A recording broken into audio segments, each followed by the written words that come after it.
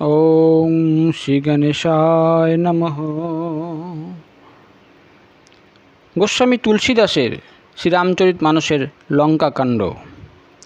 এর আগের পর্বে আমরা দেখেছি শ্রীপ্রভু লীলাচ্ছলেকৃত বিলাপ শ্রবণ করে বানর সকল ব্যাকুল হয়ে উঠল। সেই মুহূর্তেই শ্রী হনুমান উপস্থিত হলেন, যেন করুণ রসের পরিবেশের বদলে বীর রসের আগমন হলো। প্রভু শ্রী রামচন্দ্র পরমানন্দে শ্রী হনুমানকে আলিঙ্গন দান করলেন। শ্রী প্রভুকে হনুমানের প্রতি অতিশয় কৃতজ্ঞ মনে হলো। তখন বৈদ্য সুসেন তৎক্ষণাৎ ঔষধি প্রয়োগ করল আর শ্রীলক্ষণ আনন্দে উঠে বসলেন। প্রভু শ্রীরামচন্দ্র অনুজকে বুকে জড়িয়ে ধরলেন। ঋক বানর সকলের মধ্যে আনন্দের স্রোত বয়ে গেল। অতঃপর শ্রী হনুমান বৈদ্যকে স্বগৃহে ফিরিয়ে দিয়ে এলেন। ঘটনা বিবরণ জানতে পেরে রাবণ মর্মাহত হলো আর মাথা চাপড়াতে লাগলো। সে তখন ভ্রাতা কুম্ভকর্ণের কাছে ছুটে গেল আর বহু সাধ্য সাধনা করে তার ঘুম ভাঙালো। কুম্ভকর্ণ জেগে উঠে বসল।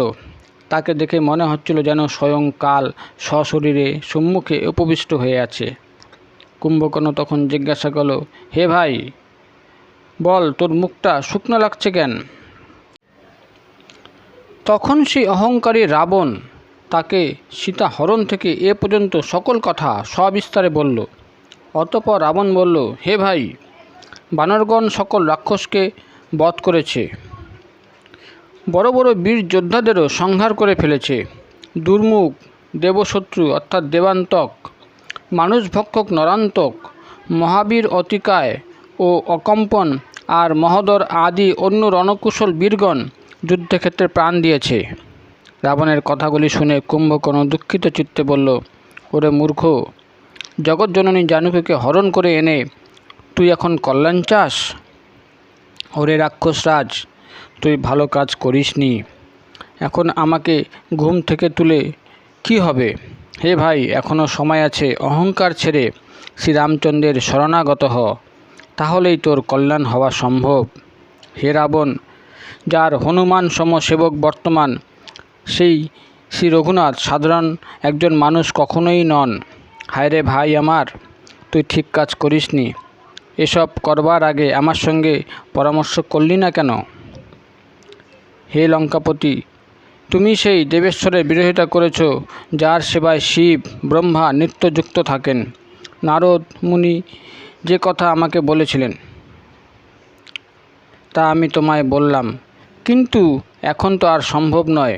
হে ভাই, এইবার শেষবারের মতো আমাকে প্রাণ ভরে আলিঙ্গন করে নাও। আমি রণক্ষেত্রে গিয়ে তাকে দর্শন করে চক্ষু সার্থক করি।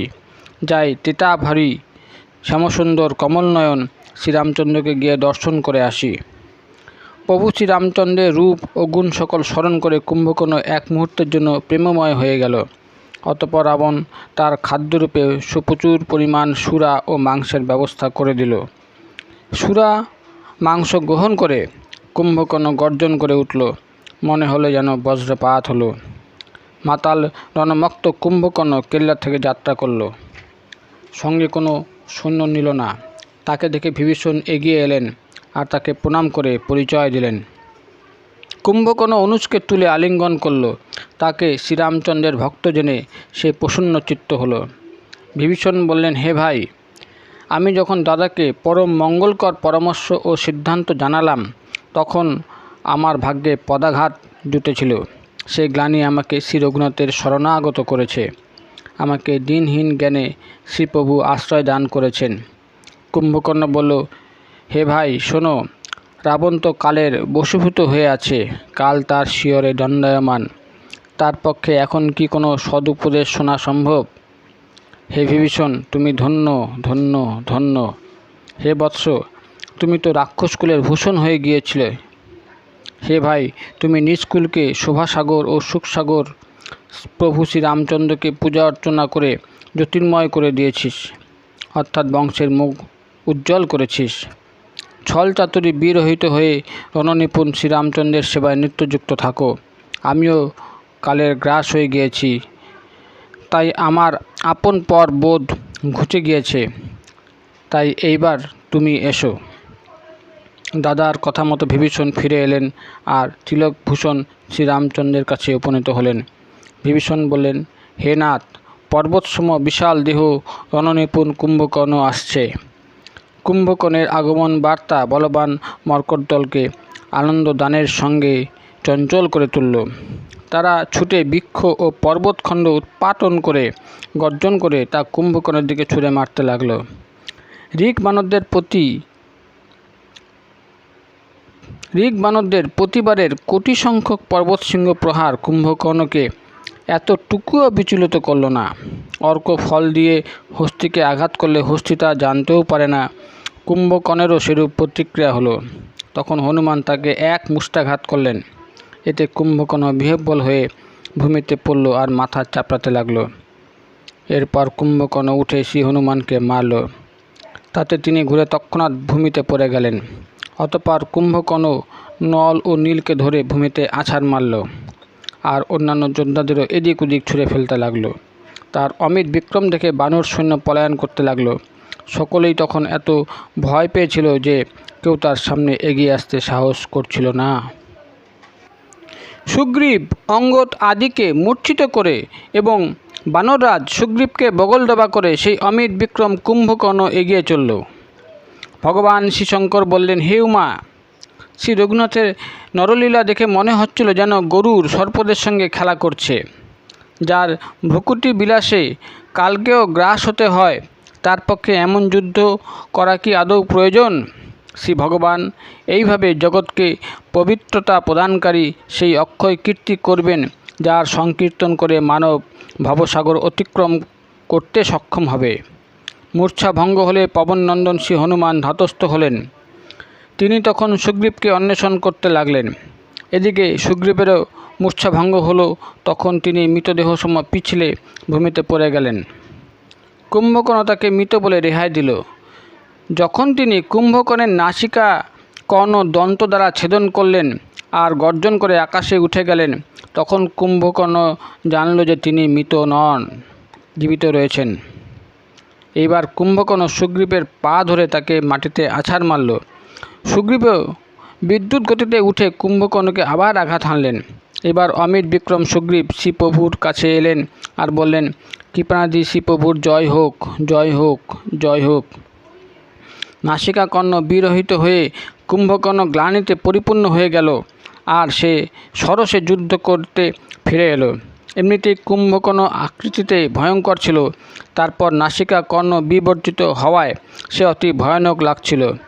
তাকে আবার যুদ্ধ করতে আসতে দেখে বানর সৈন্যবাহিনীর মধ্যে ত্রাসের সঞ্চার হলো। এবার বানর সৈন্য শ্রী রঘুবীরের নামে জয়ধ্বনি দিয়ে একযোগে কুম্ভকর্ণের উপর আঘাত হানল। প্রত্যেকে পর্বতখণ্ড অথবা বৃক্ষ নিয়ে যুগপৎ আক্রমণ করল। যুদ্ধের উন্মাদনায় উদ্বুদ্ধ কুম্ভকর্ণ চক্রদে এমনভাবে এগিয়ে এলো যেন কাল স্বয়ং অগ্রসর হচ্ছে। সে কোটি কোটি মর্কটকে একসঙ্গে ধরে ভক্ষণ করতে লাগলো। বিশাল মুখগহ্বরে বানরগণ ঢুকে যাওয়ার সময় মনে হচ্ছিল যেন পর্বত গহ্বরে পঙ্গপাল প্রবেশ করছে। কুম্ভকর্ণ কোটি কোটি বানরদের ধরে তার অঙ্গে পিষে মারল। কোটি কোটিকে হাত দিয়ে চটকে ধুলোয় মিশিয়ে দিল। ভক্ষণ করা ঋক বানর দল কুম্ভকর্ণের নাসিকা, মুখ ও কর্ণের পথে বেরিয়ে এসে সদলে পলায়ন করতে লাগল। রণমদমত্ত রাক্ষস কুম্ভকর্ণের তখন এমন ভাব যেন বিধাতা তাকে সমগ্র বিশ্ব অর্পণ করে দিয়েছেন, যাকে সে গ্রাস করে ফেলবে। বীর যোদ্ধাগণ সব তখন পলায়ন করেছে। তাদের ফিরে আসতে বললেও তারা ফিরে আসছে না। তারা যেন চোখেও দেখছিল না, কানেও শুনছিল না। কুম্ভকর্ণ বানর সৈন্যবাহিনীকে ছত্রভঙ্গ করেছে, এই বার্তা শুনে রাক্ষস সৈন্যও ছুটে এলো। প্রভু শ্রীরামচন্দ্র দেখলেন যে তার সৈন্যবাহিনী ব্যাকুল হয়ে পড়েছে আর শত্রুপক্ষের বিভিন্ন সৈন্য উপস্থিত হয়েছে। তখন কমললোচন শ্রীরামচন্দ্র বললেন, হে সুগ্রীব, হে বিভীষণ আর হে লক্ষ্মণ, শোনো, তোমরা সৈন্যবাহিনীকে সামলাও। আমি এই দুষ্ট কুম্ভকর্ণের পরাক্রম ও সৈন্যবল দেখছি। হস্তে সাঙ্গধনু ও কটিতে তুন ধারণ করে শ্রী রঘুনাথ শত্রু সৈন্য দলন করতে অগ্রসর হলেন। শ্রীপ্রভু প্রথমে ধনুকে টঙ্কার করলেন, যা শত্রুদের কর্ণপথে আঘাত করতেই তারা বধির হয়ে গেল। অতঃপর সত্য সংকল্প শ্রীরামচন্দ্র যুগপৎ 1,00,000 স্বর নিক্ষেপ করলেন। সেই স্বর সকল পাখাওয়ালা কাল সর্পসম ধেয়ে চলল। অগণিত স্বর বর্ষণ হলো, যাতে ভয়ঙ্কর রাক্ষস যোদ্ধাগণ বধ হতে লাগলো। তাদের চরণ, বক্ষ, মস্তক আর হস্ত খণ্ডিত হতে লাগলো। বহু বীর যোদ্ধা শতছিন্ন হয়ে গেল। তারা আহত হয়ে ঘুরে ঘুরে ভূপতিত হতে লাগলো। যারা উত্তম যোদ্ধা ছিল তারা সামলে নিয়ে আবার যুদ্ধে প্রবৃত্ত হচ্ছিল। শরাঘাত হতে রাক্ষসগণ মেঘ সম গর্জন করে উঠছিল। অনেকে সুতীক্ষ্ণ শরাঘাত প্রত্যক্ষ করে পলায়ন করল। মুন্ড ছাড়া কবন্ধ সকল ছুটাছুটি করছিল আর ধরো ধরো, মারো মারো বলে চিৎকার করছিল। শ্রীপ্রভুর নিক্ষিপ্ত স্বর সকল মুহূর্তের মধ্যে রাক্ষস সৈন্যকে বধ করে আবার তার তুনের মধ্যে এসে প্রবেশ করল। কুম্ভকর্ণ দেখে স্তম্ভিত হলো যে প্রভু শ্রী রামচন্দ্র এক মুহূর্তে রাক্ষস সৈন্য সংহার করে ফেললেন। তখন সেই মহাবল রাক্ষস প্রচণ্ড রেগে উঠল আর সিংহসম গর্জন করে উঠল। অতঃপর কুম্ভকর্ণ বীর বানরদের অবস্থান চিহ্নিত করে সক্রোধে পর্বতসম বিশাল প্রস্তরখণ্ড ছুঁড়ে মারতে লাগলো। প্রভু শ্রী রামচন্দ্র দেখলেন যে বিশালাকার প্রস্তরখণ্ড সকল তার শরণাগত ভক্তদের দিকে ধেয়ে আসছে। তিনি স্বর নিক্ষেপ করে সেইগুলি চূর্ণ বিচূর্ণ করে ধুলোয় মিশিয়ে দিলেন।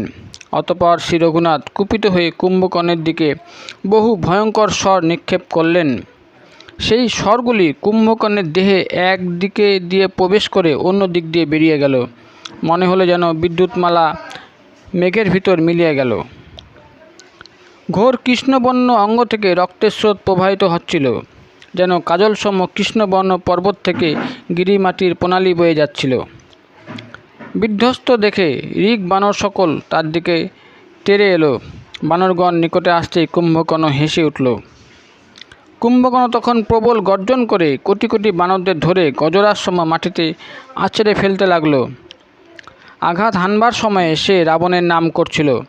মনে হলো যেন ভেড়ার পালে নেকড়ে বাঘ ঝাঁপিয়ে পড়ে তার তছনছ করে দিচ্ছে। ঋগ বানরগণ দিকবিদিক জ্ঞানশূন্য হয়ে পলায়ন করতে লাগলো। ভগবান শ্রী শঙ্কর বললেন, হে ভবানী, তারা পলায়ন করে আত্মনাদ করছিল। তারা আত্মনাদ করে বলছিল, বানর কুলসম দেশে যেন রাক্ষসরূপী দুর্ভিক্ষ নেমে এসেছে। হে কৃপা জলধর শ্রীরামচন্দ্র, হে খরনাশন, হে শরণাগত বৎসল, আমাদের বাঁচান। আর্তনাদ শ্রবণ করে শরণাগত বৎসল শ্রীরামচন্দ্র ধনুর্বাণ নিয়ে ঘটনাস্থলে উপনীত হলেন। তিনি সৈন্যবাহিনীকে সম্মুখে দেখে নেতৃত্ব দান করতে এলেন। প্রভু শ্রীরামচন্দ্রের সাঙ্গধনু থেকে শত শত স্বর ছুটে গিয়ে কুম্ভকর্ণকে আঘাত করল। কুম্ভকর্ণ এইবার আহত হয়ে অগ্নিমূর্তি ধারণ করল। পর্বতসম ধরণী রাক্ষসের পদভারে প্রকম্পিত হল। এইবার একটি পর্বত উৎপাটন করে কুম্ভকর্ণ শ্রীপ্রভুর দিকে তেড়ে এলো। তখন রঘুকুল তিলক শ্রীরামচন্দ্র কুম্ভকর্ণের সেই পর্বত ধারণ করা বাহুই অবচ্ছেদন করলেন। এবার কুম্ভকর্ণ তার অন্য অর্থাৎ বাম হস্তে পর্বত নিয়ে আঘাত হানতে ছুটে এলো।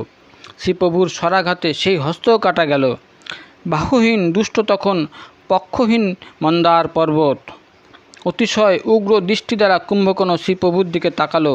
মনে হলো যেন সে তাকে গিলে খেতে চায়। এবার কুম্ভকর্ণ গর্জন করে হাঁ করে ছুটে এলো। আকাশে উপস্থিত সিদ্ধ ও দেবতাগণ ওই দৃশ্য দেখে ভয়ে হাহাকার করে উঠলেন। করুণানিধান শ্রী ভগবান বুঝলেন যে দেবতাগণ আতঙ্কিত হয়ে পড়েছেন। শ্রীপ্রভু এইবার ধনুকে আকর্ণ টান দিলেন আর স্বর নিক্ষেপ করে কুম্ভকর্ণের মুখ স্বরে ভরিয়ে দিলেন। মহাবল কুম্ভকর্ণ তখনও কিন্তু ভূমিতে পড়ল না। কুম্ভকর্ণ সেই স্বরে পরিপূর্ণ মুখেই শ্রীপ্রভুর দিকে তেড়ে এলো। তাকে দেখে মনে হচ্ছিল যেন কালরূপ তুনির জীবিত হয়ে ধেয়ে আসছে। তখন শ্রীপ্রভু কুপিত হয়ে সুতীক্ষ্ণ স্বর নিক্ষেপ করে কুম্ভকর্ণের মস্তককে দেহচ্যুত করলেন। মস্তক গিয়ে রাবণের সম্মুখে আছড়ে পড়ল। মণিহারা সর্পসম রাবণ অস্থির হয়ে পড়ল। কুম্ভকর্ণের কবন্ধ রণক্ষেত্রে ছুটে বেড়াচ্ছিল, যাতে ভূমি ধসে পড়ছিল। তখন শ্রীপ্রভু স্বর নিক্ষেপ করে তা দ্বিখণ্ডিত করে দিলেন। কুম্ভকর্ণের দ্বিখণ্ডিত দেহ ভূমিতে পড়বার সময় ঋগ বানর ও রাক্ষসদের ঘাড়ে পড়ল। তা দেখে মনে হচ্ছিল যেন দুটি পর্বত আছড়ে পড়ল। কুম্ভকর্ণের দেহ থেকে তেজ নির্গত হয়ে তা প্রভু শ্রী রামচন্দ্রের মুখে মিলিয়ে গেল। এই দৃশ্য উপস্থিত দেবতা মুনি আদি সকলকে আশ্চর্য করল। দেবতাগণ দুন্দুভি বাদ্য সহকারে পরমানন্দে শ্রীপ্রভু রামচন্দ্রের স্তুতি করে পুষ্পবৃষ্টি করতে লাগলেন। প্রণতি যাপন করে দেবতাগণ চলে গেলেন, আর তখনই দেবশ্রী নারদের আগমন হলো। গগন থেকে তিনি শ্রীহরির বীরত্বব্যঞ্জক লীলা সংকীর্তন করলেন, যা শ্রীপ্রভুকে প্রসন্নচিত্ত করল। মুনি গমনকালে অনতিবিলম্বে রাবণকে বধ করবার অনুরোধ করলেন। তখন রণভূমিতে প্রভু শ্রীরামচন্দ্র অনুপম শোভাসম্পন্ন লাগছিলেন।